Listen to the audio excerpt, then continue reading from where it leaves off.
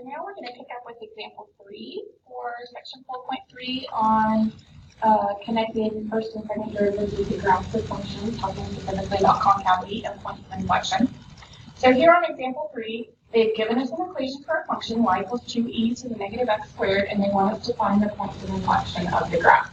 So it's a very similar process to finding the critical points and the maximums and minimums for a function, except we're going to be doing the entire process with the timeline and all of that using the second derivative rather than the first derivative. So the first thing that we would need to do is we need to find the first derivative so that then we can find the second derivative. So remember that e is its own derivative. The 2 is going to follow us down. So e to the u is e to the u times the derivative of the exponent. So that would be times negative 2x. And I do want to clean that up because I'm going to have to take the derivative of it again. So since my first derivative is negative 4x e to the negative x squared, my second derivative, I'll have to use the product rule for now. It's negative 4x and e to the negative x squared. So I'm going to take the first function, negative 4x, times the derivative of the second. E to the u, again, is its own derivative, but then times the derivative of the exponent, so that would be negative 2x. Then we do plus the second function times the derivative of the first, so the derivative of negative 4x is negative 4. And I absolutely want to clean that up so that I can figure out where it equals 0 does not exist, just like we're finding critical points. So this first guy, negative 4 times negative 2 is 8, x comes out to x squared, and then I've got minus 4 e to the negative x squared. And in fact, since that's a negative exponent on those e's, I really probably should write it as 8x squared over e to the x squared minus 4 over e to the x squared. So now when it comes to finding where the derivative equals 0 or does not exist, it's going to not exist wherever the denominator is equal to 0. So that would be wherever e to the x squared is equal to 0. Now, to get into that x squared, I first have to remove the e. So we would insert the inverse of that, which would be natural log. So that would eliminate the e on the left, where we just have x squared equals the natural log of 0. However, here we are talking log. We cannot take a log or a natural log of 0, so this will never happen. So there's never a place where the second derivative does not exist. So the other thing we're looking for is where does the second derivative equal 0. So in solving that, I'm going to move the 4 over e to the x squared to the other side. My x squared will cancel. My e to the x squared will cancel, so that has 8x squared equals 4. Divide by 8, and get x squared equals 1/2. And so x is going to equal the positive and negative square root of 1/2. So those are the two x values that could possibly be points of inflection. Those are what we would call critical points if this was a first derivative max or min problem. But they don't really have a name for second derivatives. We're just going to say these are the possible locations of our points of inflection. To determine whether or not they actually are, we do just like we do with the first derivative, and we're going to create a sign line. But this time it's for the second derivative. So notice I labeled out to the side f double prime. And I'm going to put on it the negative square root of 1/2 and the positive square root of 1/2. And then I'm going to choose numbers in each interval of this sign line to substitute into the second derivative to see whether they would give me positive or negative values. So in choosing, I don't know exactly what the negative square root of 1/2 is, but I know that it's smaller than 1. So which means negative 1 would be smaller than it. So I can choose negative 1 for the first interval of my sign line. When I substitute that into my second derivative, I get 8 times 1 squared over e to the 1 squared minus 4 over e to the 1 squared.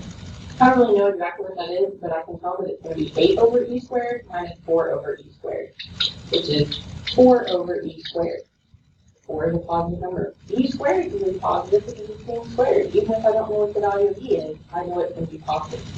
Positive divided by positive tells me that this number would be a positive value. In the second section of my number line, I could choose 0. The because I'm going from a negative square root of 1/2 to a positive square root of 1/2. That would give me 8 times 0 squared over e to the 0 minus 4 over e to the 0 squared. So this first fraction is going to become 0 because it's being multiplied by 0 squared. And then the second fraction would be negative 4 over e to the 0. Anything raised to the 0 is 1. Negative 4 divided by 1 is going to give me a negative number. And then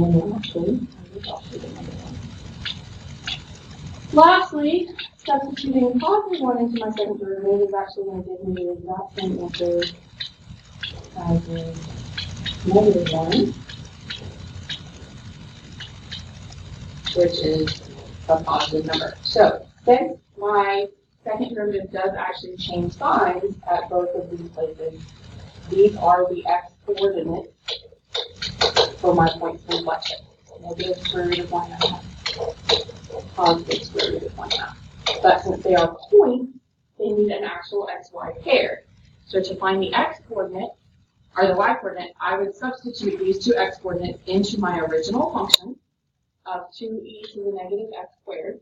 And I'll just go ahead and tell you when you do that, you get 2 over the square root of e and 2 over the square root of e for your y coordinate. So final answer, and you will have a lot of work for these, so it's going to be kind of circle your final answer, are those 2 points for your points within function. So that's how you would algebraically find points of inflection. Now another thing that we can use second derivatives for is for actually finding where maximums and minimums could occur. This is useful if maybe you can't go backwards and find the first derivative necessarily to look for where it equals 0 or does not exist, or maybe you already have the second derivative and you don't really want to have to mess with the first derivative, then the second derivative test can be helpful. So if we know that there's a particular x value, which we'll call c, where the first derivative equals 0, not where it doesn't exist, but where it equals 0, and the second derivative is less than 0, then that tells us that the original function would have a blank at x equals c.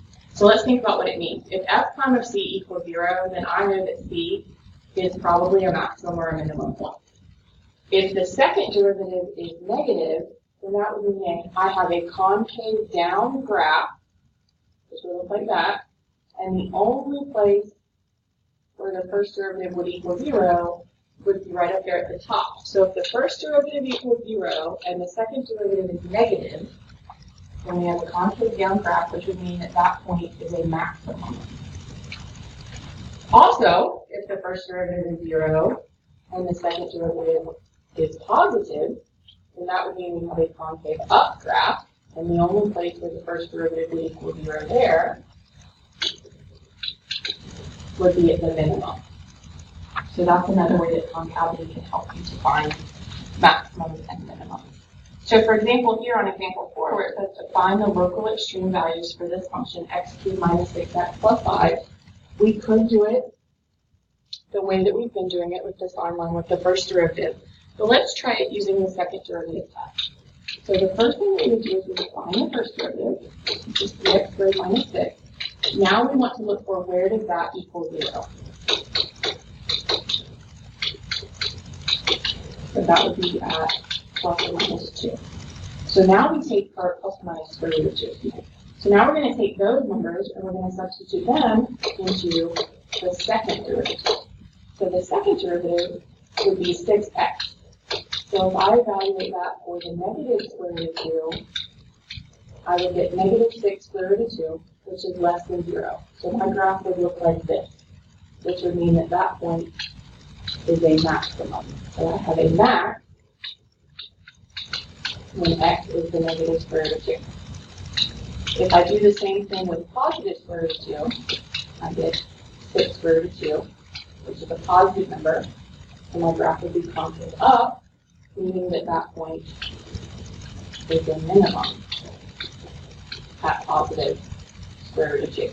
And since they asked for the extreme values, I would have to actually find the y coordinates that go with those, and I would do that by substituting my numbers into my f of x function.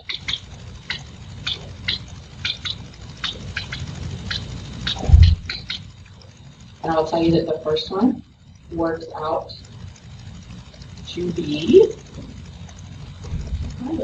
4 square root of 2 plus 5. And then we substitute the positive square root of 2 in.